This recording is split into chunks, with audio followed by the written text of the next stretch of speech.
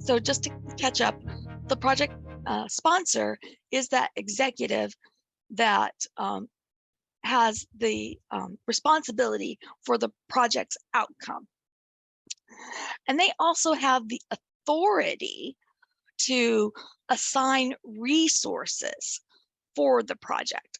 So they have the money to provide the budget for the project, and they make decisions that will directly affect the project.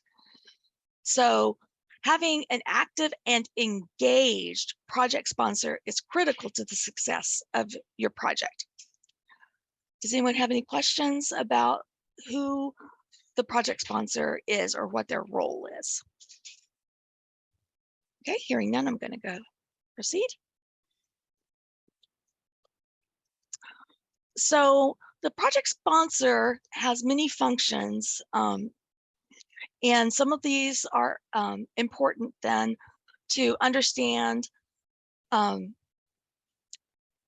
you would engage with that person. And this sponsor is going to set the boundaries of the project as well. So establishing that relationship is important to do early at the outset of the project. So your project sponsor is going to set expectations. They are going to establish what the goals and the business value of the project is. So the project sponsor is going to work with the project manager to create what the key performance indicators are that will be used to determine the success of the project. So this is very important because the project team may think that they've done a good job, but ultimately you're going to want to make sure that the project sponsor agrees that you've achieved your goals. Again, the project sponsor secures the resources that the project team needs.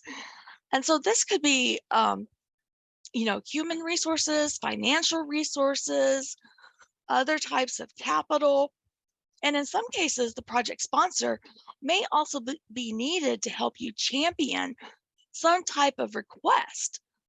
So that could be additional budget, or it could be more time to complete the project if some sort of changes have caused your schedule to slide.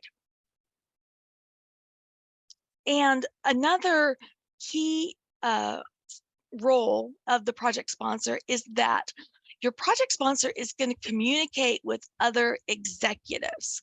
So again, they're going to be your champion. So they will be reporting on the status of the project, maybe at some higher level executive meetings, and they'll be the one that brings up topics when issues arise that are outside of the project team's authority. And they will also ensure that the project remains aligned with high-level business objectives. So, especially if the project is a long-term project, your project sponsor is going to, again, be your champion to ensure that your project isn't killed when budget cuts happen, for example. That's an example of how the project sponsor helps. Any questions? Okay, so let's move on to the project charter. Has anyone ever heard of a project charter? And what do you think? What do you think a charter might mean? Okay, so the project charter is a formal document that is issued by the project sponsor that gives authority for the project to even exist. So why are we doing this project? Why do we need to spend this time and money to do this thing, whatever the thing is? So this establishes the authority of the project manager to apply resources and to initiate the activities toward that project. So there are many templates available, particularly on the Project Management Institute website. You can find lots of different documents for a project charter. You can probably just Google project charter and find lots of different templates. You can also just create one of your own. And based on the type of project that you're initiating, they'll have different content. Lots of companies have their own project charter template, but a good project charter will have at a minimum the following. So you have a title. What is the title of this project? And sometimes they're very descriptive. Sometimes they have code names.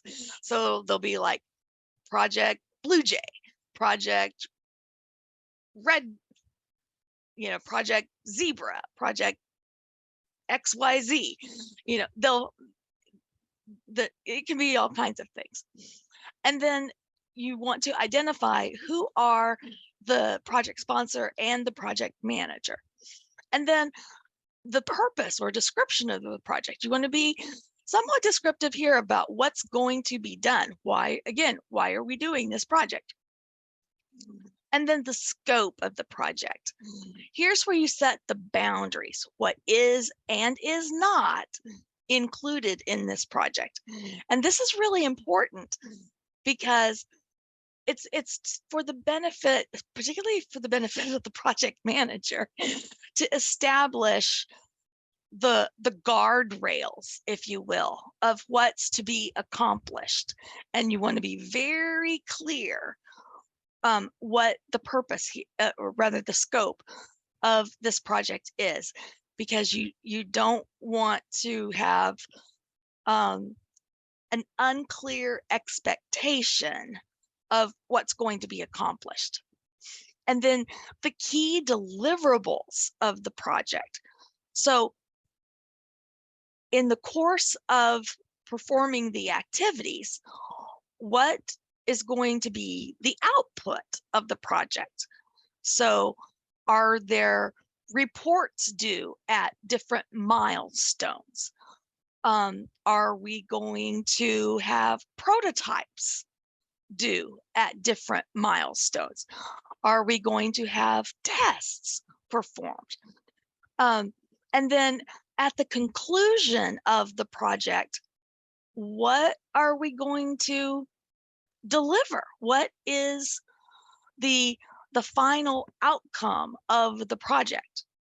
Because ultimately you're doing this for some sort of result.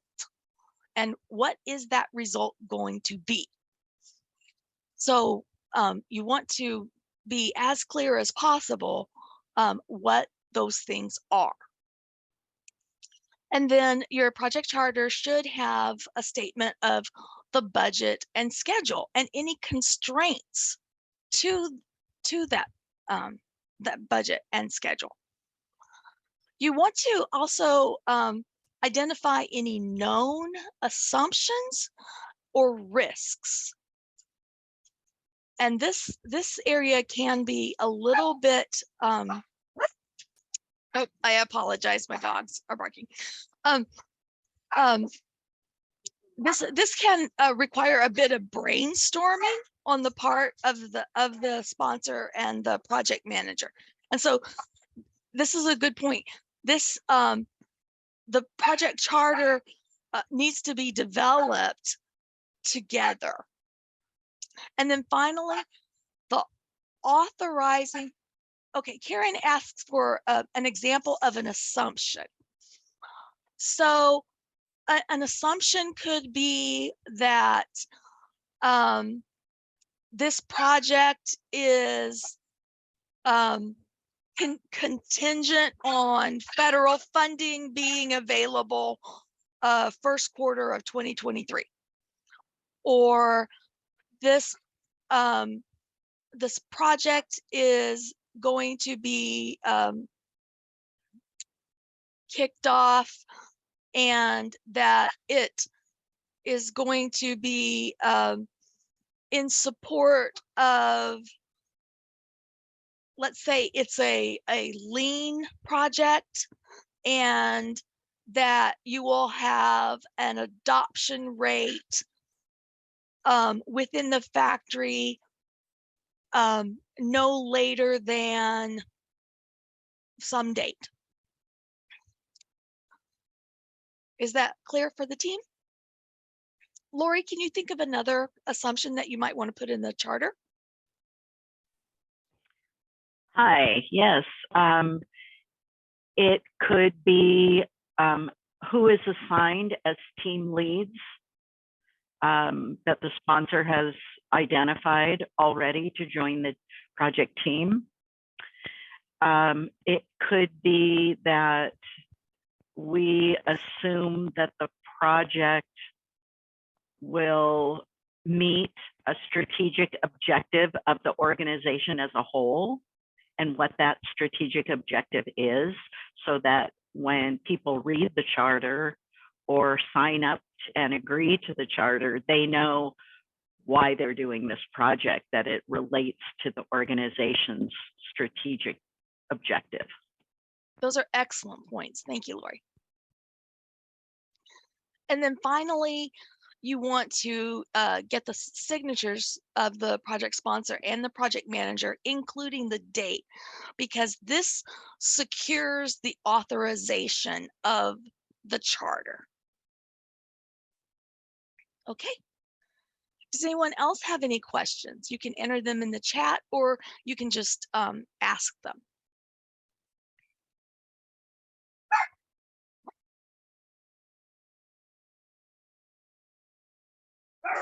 And again, I apologize for the barking. My cleaning lady is here.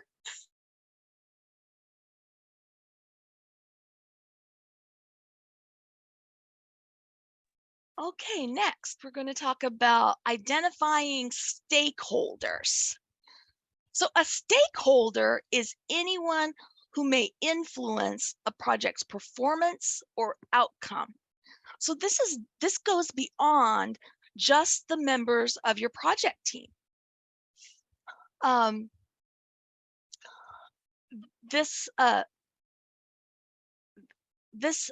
I look at the project management body of knowledge, the PMBOK guide from the Project Management Institute, a project manager, it recommends that a project manager engage stakeholders proactively and to the degree needed to contribute to project success and customer satisfaction. So that's somewhat ambivalent because it requires the project manager to use their own knowledge and their own guidance, if you will. So it's very broad. And to efficiently engage your stakeholders, you have to first identify who they are. And you have to consider who's going to be influenced or have the ability to influence the project's performance. And then who can influence the outcome. So begin to consider this, and I highly recommend that you create a stakeholder register. And this register is going to be a living document, because as you go through the project, you're likely to recognize new stakeholders at different phases of the project. So your immediate and first reaction should be that, well, my project team members are obviously stakeholders because they're going to be performing the activities that are generated by the project. So they're obviously going to have the ability to influence the outcome of the project. And then there are internal stakeholders. Who are the internal team members within your organization that could be affected by the change, whatever the change is that is being created by this project that we're going to perform. And then there are external stakeholders. So these could be customers. This could be regulatory bodies. It could be the industry at large. It's anyone who could be purchasing the service or product, or that is affected by the product in general. And then there are support teams. So think about the people that might need to test or create documentation, market or sell whatever the solution is that your project is going to provide. So this is where it gets a little bit more difficult to identify who the stakeholders might be. So think about the IT systems that could be affected. And will training need to be developed for the solution that you're going to be provided? Will new marketing materials need to be provided? What about training manuals, documentation of some sort? Let's say it's some sort of product, some equipment, and it's a repairable type of product. So do you have to have repair manuals? Do you have to have a repair depot of some sort? That sort of, do you have to have repair instructions created? There's a lot that could go into that. So you want to consider all of those support teams as well. And again, I do recommend that you create a stakeholder register, and you begin to collect their contact information and any other notes about your stakeholders that would be helpful. Any questions? So Karen had the question, do you include individual names and so forth? And yes, you can make, because the stakeholder register is something that the project manager may choose to share with the team at large, or you can keep just for your own benefit. You can make it as detailed as you choose. Any other questions? All right, and as I said previously, the stakeholder register is going to change as you begin to go through the phases of the project, and you realize, oh, we need to tell XYZ team that this project is underway and how they could be affected, or we need to bring them in because we need their help at this phase. And some of those things may not be known at the outset of the project. Okay, moving on. So now we get to the work breakdown structure, or WBS. So creating a work breakdown structure is the process of decomposing the tasks and the work assignments into their smallest work components that will be completed by the team during the course of the project. So there are many different methods to do this, and you could, this is something that you could Google. So the WBS is a hierarchy form. You could also use task boards, a backlog, but they all use predictive planning to identify the tasks that must be completed by the project, which is, of course, the scope of the project, and then breaking these down into the lower level details.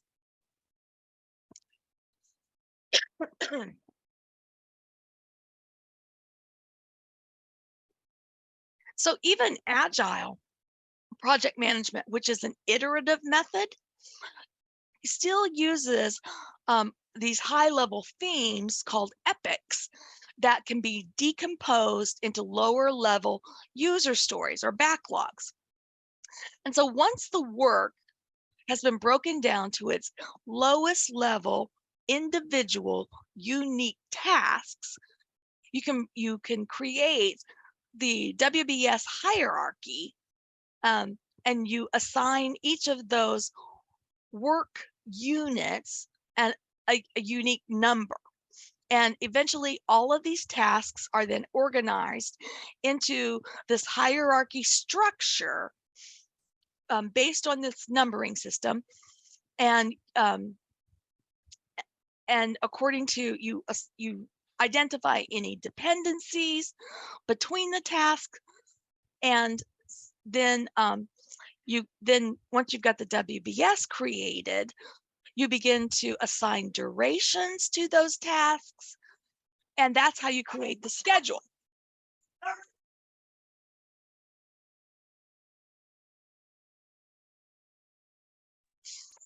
So this is an example of a very simple WBS. So at the top level, you've got your main project work, which is a home renovation. And then at the very first level, you've got the 4 main work packages. So 1.1 is the planning, 1.2 is demolition, 1.3 is construction, and 1.4 is interior decorating. And so do you see how, so you go from 1 to the 1.1, 1.2. So you see how the numbering system is enumerated. So these are the 4, and then here's the next level of the lower level of decomposition has 3 numerals in the numbering system. So you've got the budget and the blueprints are under planning.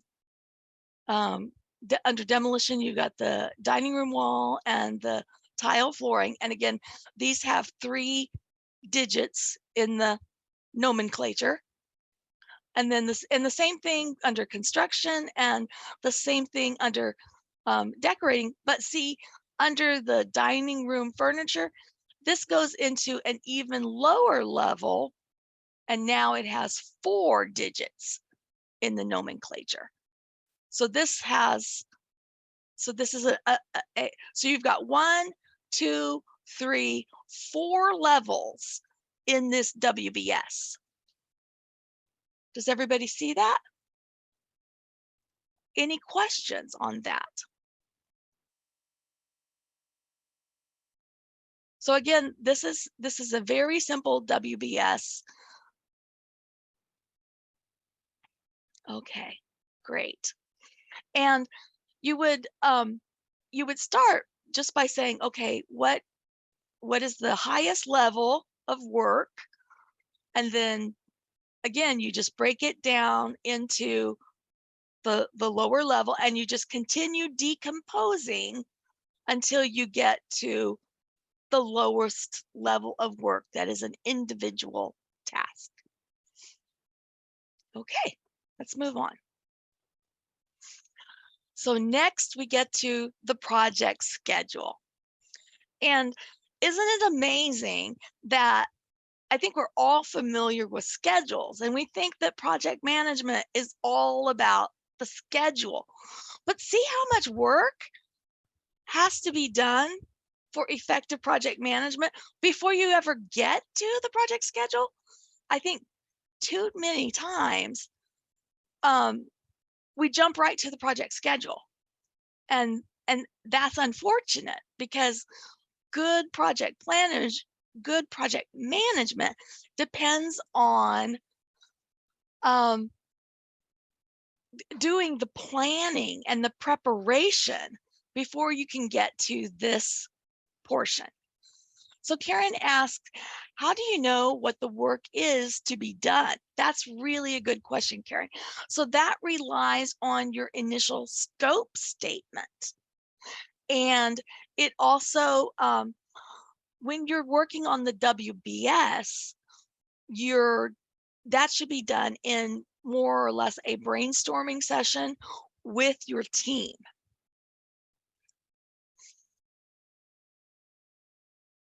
And you also ask, how can you jump to the schedule if you don't know what the WBS is? That is an excellent point.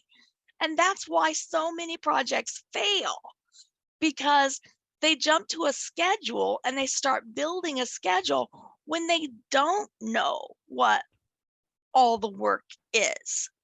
So then they're surprised when they find out they've missed steps.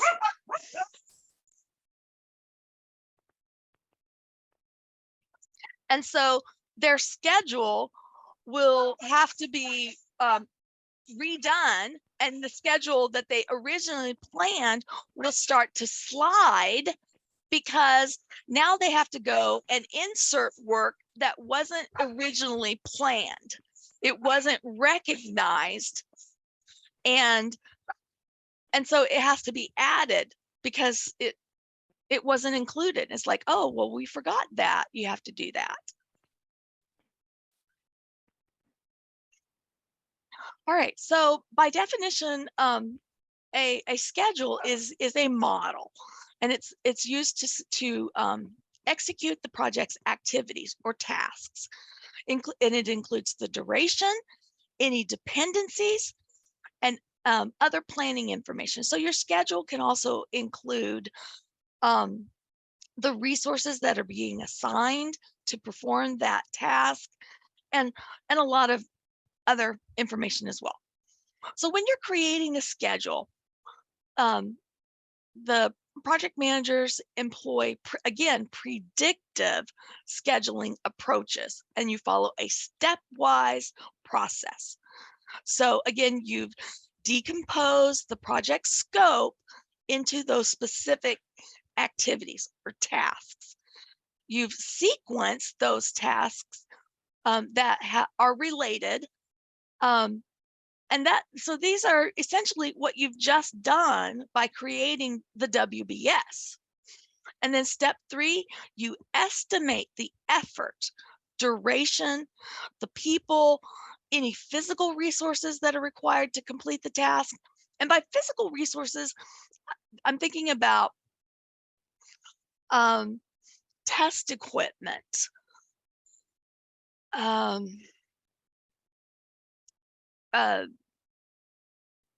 other types of physical test equipment always comes to mind for me. But you may need, you may be dependent on some sort of weather conditions, or the availability of a lab, or other types of outside resources that not necessarily just your team members. And then once you have all of that information, you allocate those people and resources to those activities based on the availability. And then you begin to adjust that sequence and these estimates and resources until an agreed upon schedule is achieved. And it's important that we all understand you're talking about an agreed upon schedule. So the project manager can't just create a schedule and say, here it is. You need to make sure that your team is participating in the creation of the schedule. Everyone is aware, and you have their buy-in. Any questions on this portion? Okay. Right, then moving on. Here's an example of a schedule. I do apologize that this is pixelated, but this is a very simple Gantt chart type of schedule. There are many different tools to create schedules. I personally am a fan of Microsoft Project because it has such a wealth of tools and its ability to sequence and update schedules quickly and efficiently, and the fact that I can use as much or as little of the available tools based on the complexity of the project that I'm planning. There are tools like Project that you pay for, or there are many tools that are available for free. Um, some people create a schedule in Excel. You can create a Gantt chart in Excel. I don't recommend that because it doesn't automatically update when dependencies change, but without a lot of coding in the background. But you can do lots of different things when you're creating your schedules. Does anyone have a question or any comments about scheduling? Lori, what has been your experience with creating project schedules? Well, I wanted to go back to something, Karen, you asked about, and Angela, you mentioned having to insert activities into the schedule that came up that were forgotten about or didn't know about. Mm-hmm. And it's my opinion that that's always going to happen, no matter how much planning we do to create the WBS. So in my experience, I'm not technical, I'm not an engineer, so I rely on my subject matter experts to give me the breakdown of tasks that they think it's going to take them or their team to accomplish something, but they forget things too. So it's important to really look at risk and how you include and integrate risk into your schedule. So Angela, you mentioned testing. Testing doesn't always go as planned. There can be a test failure that wasn't expected. And so how do you work that into your schedule to account for, well, we're going to test this new technology, either software or hardware or whatever it is you're testing, and something can go wrong. So that's the tricky part of scheduling that I think project managers think about, and engineers don't. They think it's all going to go. They think it's all going to go perfectly. So so it's our job when we're creating the WBS to ask, well, what can go wrong? And really dive into those questions so to make our subject matter experts think about those things they might be forgetting. Angela, you mentioned the lab. You know, I've been on projects where labs are at capacity, and we have this thing we need to test now, and we have the people that are ready to go to the lab to test. Mm-hmm. And so then we have to start calling around to different labs, and now we have a week where we're trying to find the right lab, and then another week that we have to wait to even get into the lab. And so I think our experience with those unknown things and the subject matter experts that we ask, you know, what can go wrong here, that's kind of where we take that responsibility to figure out how to include risk in the schedule. Mm-hmm. Let's see. So Karen, did that help as far as risk? Your question about risk? No. Okay. So to tag on to what Lori has said and to try to answer Karen's question about what we mean by risk, we do have a class coming up that will dive into risk deeper, but to try and give you a satisfactory answer, risk can be anything that is going to impact your project that is unforeseen, but not unforeseeable. So we always want to look at a risk's probability and its impact. So maybe it's something that what are the odds? What's the probability that X may happen? But if it does happen, what is its impact going to be? So maybe it's not very probable, but if it does occur, it's going to be really bad. Or something could be, it's very probable this is going to occur. But even if it does occur, it's not that bad. But then you've got things that, oh, it's highly probable and it's going to be bad. Those are the bad ones. So a risk could be something like our funding for our project is going to be, canceled. Or a risk could be something like our two primary engineers on the project are both going to be sick at the same time, and the project's going to come to a halt, because that has happened.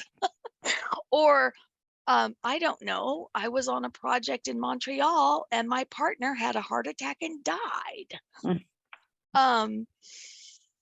A risk could be something not as impactful, but we were in the lab and the test failed and we had to repeat it. Or gee, try as hard as we could, this code is just very difficult and it's taking us twice as long to write the software. Other things could be like our suppliers are just taking a long time getting the quality of this raw material to the point where we need it, and our prototype isn't ready when, to meet this milestone. Things like that. Those are all examples of risk. Karen, your question, the probability of the lab being at capacity, I as a project manager, I can look at the schedule and see when our product is going to be ready to go to the lab. I can look out ahead and say, okay, in a month, this product is going to be ready to go to the lab. And I know that my labs, I can submit a purchase order to them with the proper documentation, which would be the test plan and the spec of the product. I can only give it to them 3 weeks out. They won't book more than 3 weeks out. So I'm going to be giving myself a reminder at 3 weeks out, which is in another week, to start calling around to labs and get my product booked for testing. In the case of the probability of capacity being a risk, I know that there might be 5 labs in my area and maybe 2 out of the area that I could use for this testing.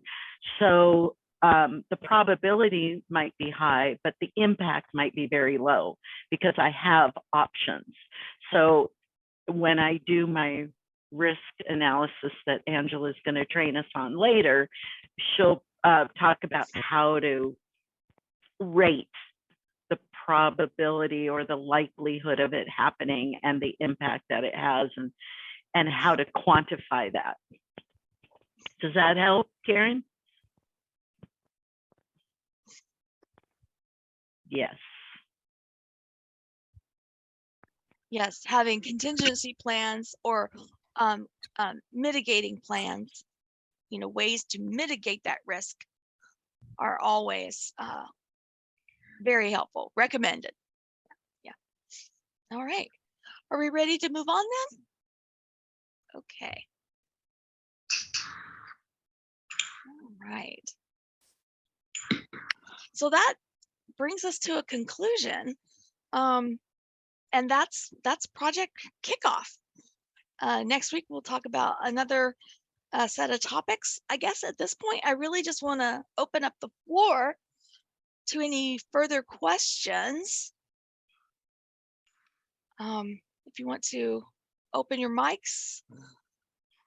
Yeah, just commenting again, like on the risk, Karen. Mhm. So risk can be seen from financial aspects, from scope, from hours, from resources.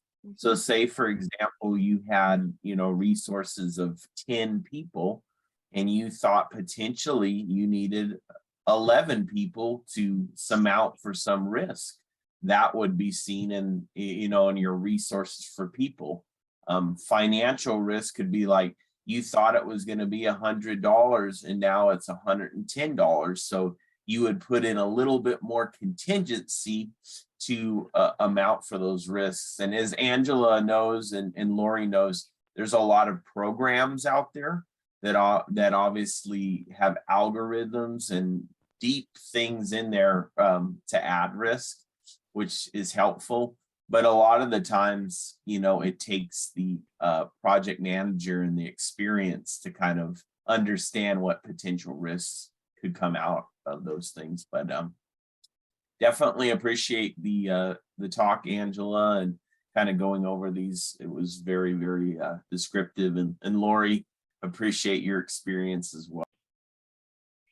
This is always good for me. I've been, doing project management for so long, but it's so important that we go back to these basic things and refresh our memory and make sure that I'm not skipping anything. And, one of the things I wanted to mention about the stakeholder register and why that's so important to me is communication is such an important part of what we do.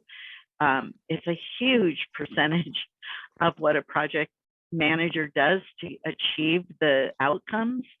And so that stakeholder register helps me create a plan, a communication plan, to make sure that I'm letting my stakeholders know what's going on. And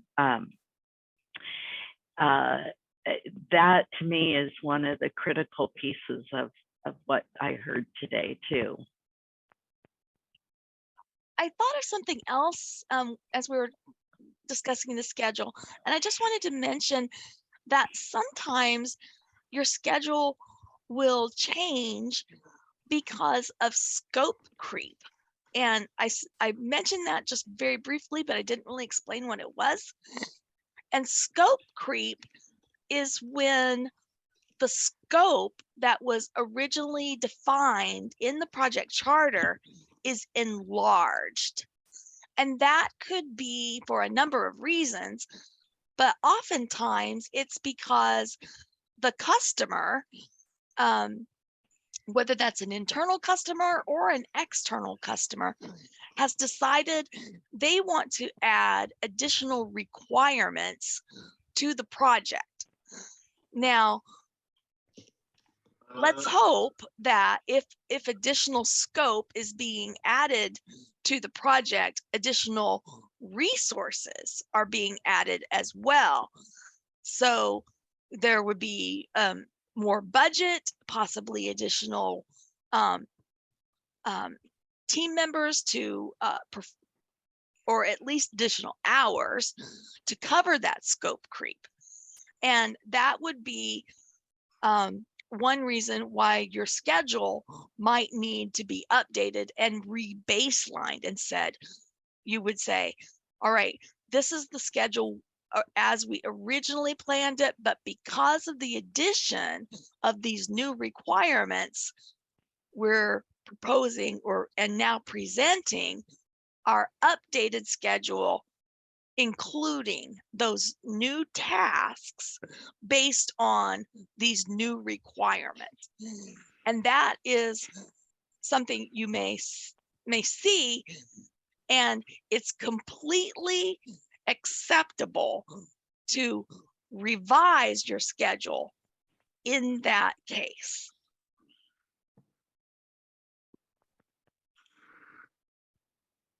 Any questions about that? I have a question, Angela. Sure. Mm-hmm. If I have want to say my customer Mm-hmm. is adding to the scope of my project, and they decide they want an add-on to the widget that we're building. Sure. And I have to go, do I need to go back to my project sponsor and to update my charter?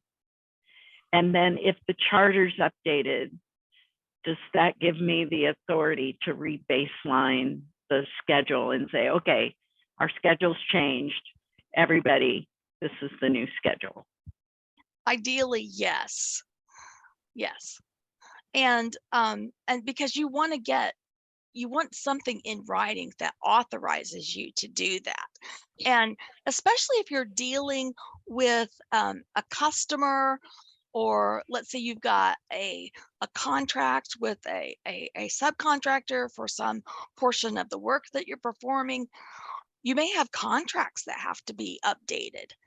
And you want all of that documentation to be properly updated, archived. You need a paper trail for all these changes.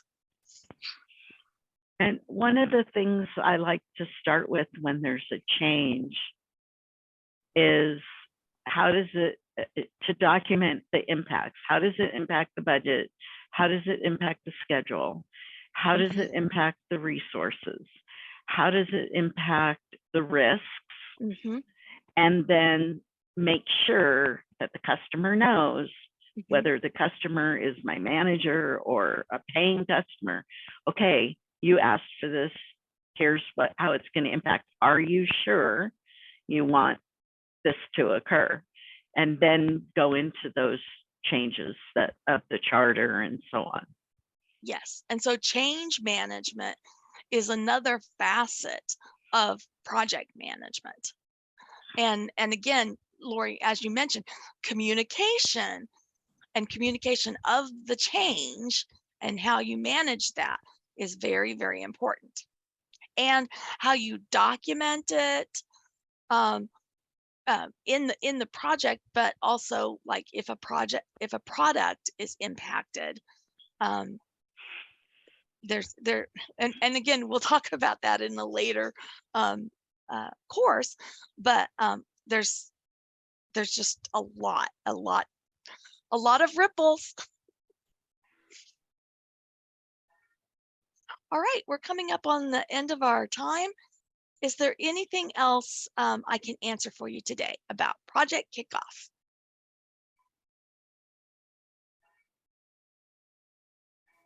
All right, if not, I thank you for your time and so glad to have you here today.